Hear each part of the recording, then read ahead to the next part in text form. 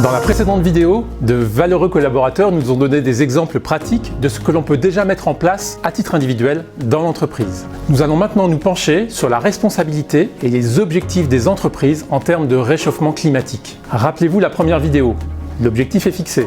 2030, baisse de 40% des émissions de gaz à effet de serre. 2050, neutralité carbone à l'échelle planétaire. Pour réaliser cet objectif, nous devons faire évoluer notre modèle économique et réussir notre transition énergétique et écologique. Comme pour les actions de qualité, sécurité et environnement qui permettent de faire baisser les accidents et la pollution par le suivi et par la mesure, les actions de transition énergétique et écologique doivent nous permettre de faire baisser nos émissions de dioxyde de carbone. C'est pourquoi j'ai chargé Philippe Berthaud de cette mission.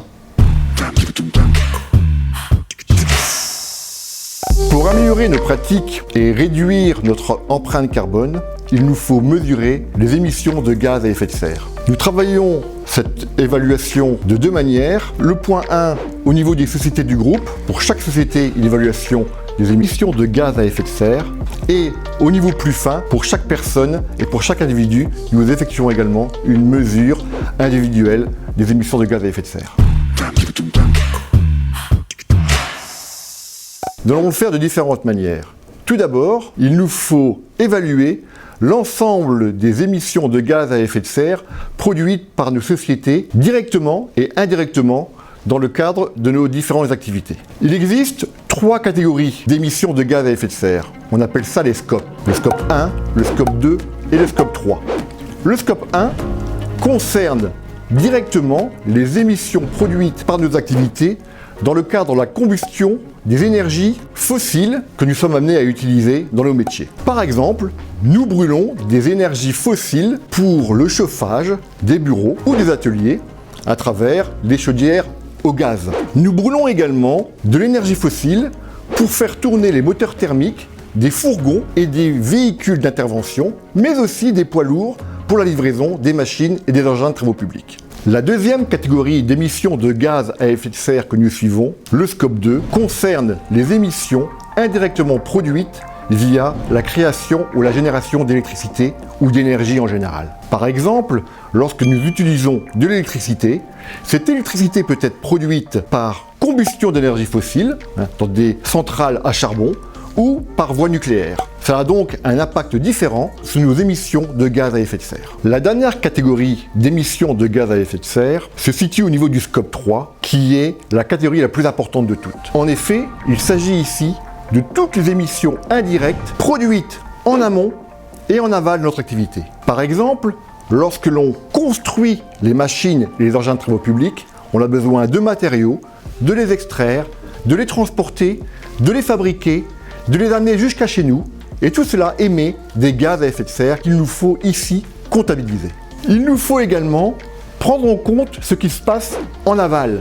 Les machines que nous fabriquons, que nous préparons, que nous louons, sont ensuite utilisées chez le client. Nous avons besoin de les entretenir pendant toute leur durée de vie. Pendant ce temps, elles produisent des déchets. Lorsque nous intervenons, nous produisons également de l'énergie. Et ces émissions doivent être prises en compte dans le bilan global des émissions indirectes et le scope 3.